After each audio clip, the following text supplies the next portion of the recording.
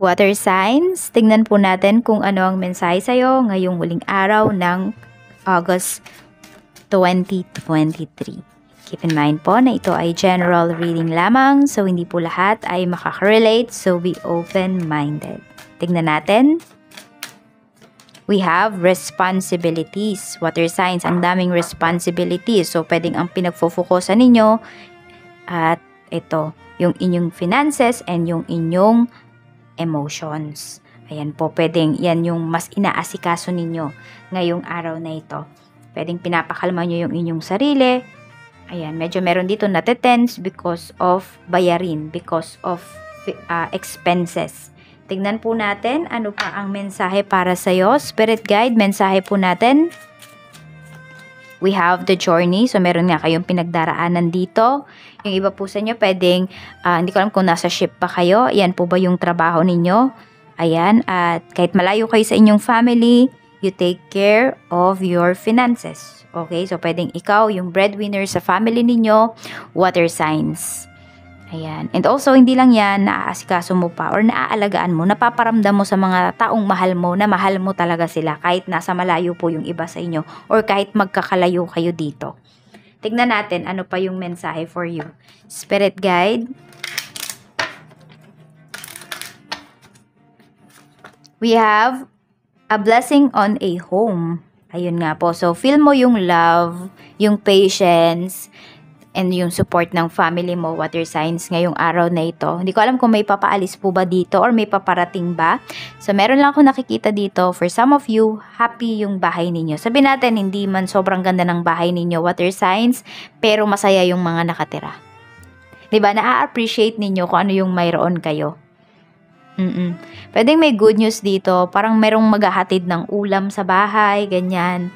So, ayan po, parang may magbibigayan dito. And also, nakikita ko din dito, pwede po na meron naman dito ang plano ninyo, siguro ito, September hanggang ilang months man yan, ang plano ninyo is magkaroon ng sariling bahay. Tignan pa po natin, mukhang matutupad na, karamihan sa inyo matutupad na yan. Unti-unti lang talaga, water signs. Check natin kung ano pa yung mensahe para sa'yo, spirit guide. Ano pa po ang mensahe natin? For water signs, we have 3 of cups. Ayan, sabi ko nga, di ba may magdadala sa inyo dito ng, hindi ko alam kung ulam ba yan or what, ano.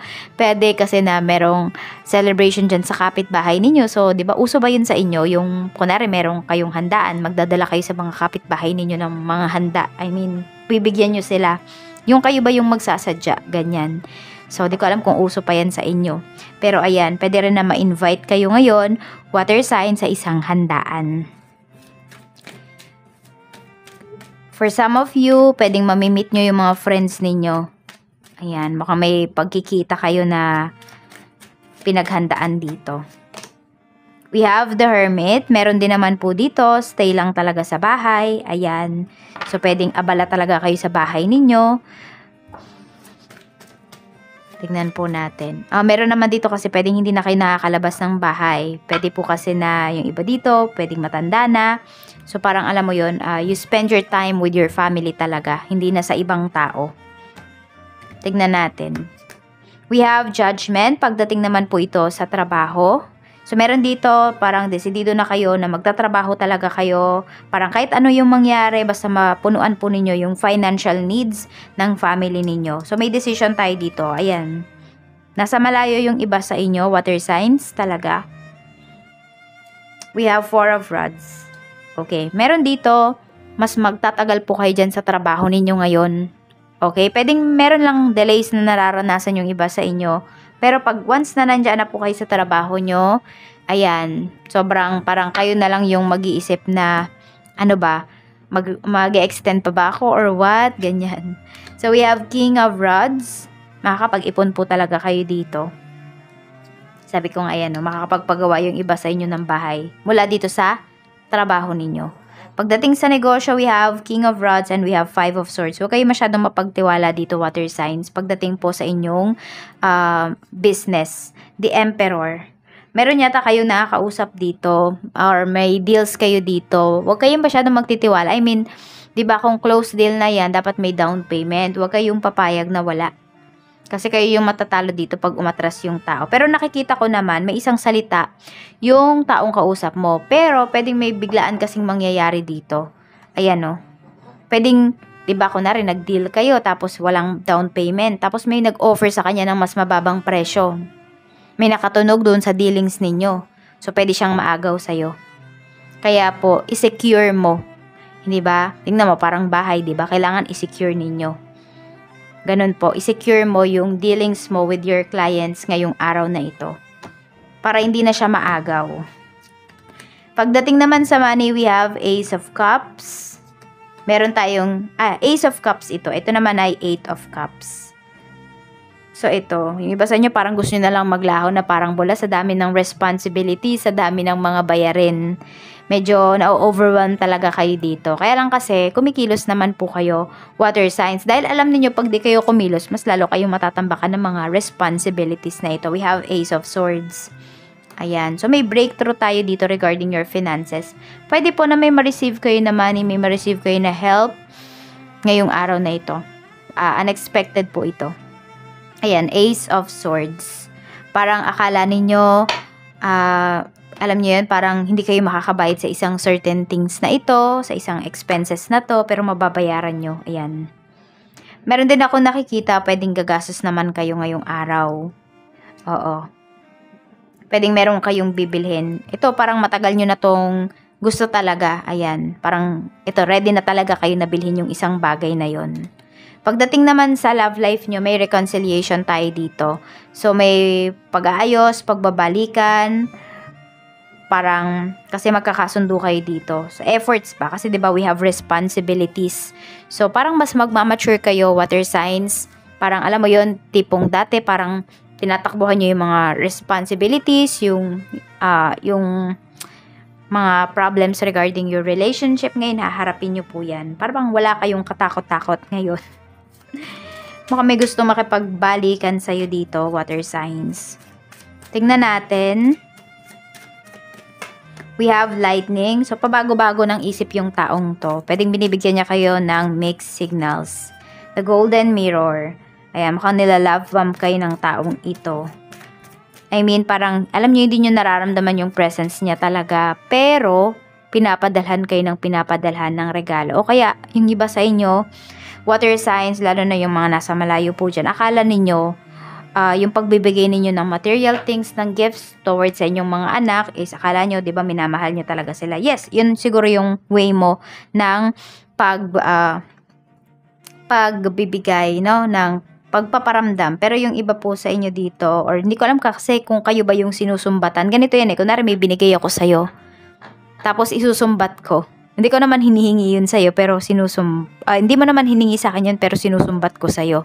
So, minsan, yun po, ayan, love bombing po yun. Form yan ng love bombing. Diba? Parang hindi naman siya, parang pahapyaw ba? Diba, nagbigay ako sa'yo ng kunwari ganito. Nagbigay ako sa'yo ng sapatos. Ako yung nagbigay ng phone mo. Ayan. Binibigay ko yun sa'yo, pero merong panunumbat na nagaganap. Ayan, pwedeng nila-love bomb ka ng person mo. Yung iba po sa inyo. Keys on a ring. Ayan, kaya naman pala naligaw ng landas. Kaya gustong makipagbalikan, kaya gustong makipag-ayos sa'yo. Pwede ngayon, nakikita mo nag-e-effort siya through gifts. Pwede rin kasi na yan yung love language kasi ng person mo. Mahilig siyang magbigay ng regalo, ganyan. Water signs, or baliktad baka ikaw yan. So, ayan po. Maraming salamat po sa inyong suporta at punta na po tayo sa free reading natin. Okay, sa mga sumunod po dun sa rules, sa instruction, masasagot ko po kayo. Pero dun sa iba, ayan, basahin nyo po ulit yung instruction natin. Tapos, tsaka po kayo mag-comment. Yan, so, dalawa lang naman po ang pinili ko para ngayong araw na ito. So, punta na po tayo dun. This is for Michelle Luna, July 5, 1986. Mababait ba ang magiging amo ko sa ibang bansa? Tignan po natin kung magiging mabait ba. Mababait ba yung mga amo mo? We have Ace of Rods, the Hermit, Tingnan natin kung ano pa. Page of Swords, professional naman, pero merong nakikita ko kasi dito may pagka-mausisa. Yun yung nakikita ko dito. Tapos ayun, medyo mainitin yung ulo, pero kontrolado naman. Ayan, wala namang perfect na amo, pero hindi naman po nananakit. Ayun yung nakikita ko. Ayan, the Star. Oo, hindi naman po, hindi naman. Wala ka namang magiging problema sa kanila. Basta ayusin lang po yung trabaho. Ayan lang po, proceed na tayo kay number 2. This is for Emily Paningbatan.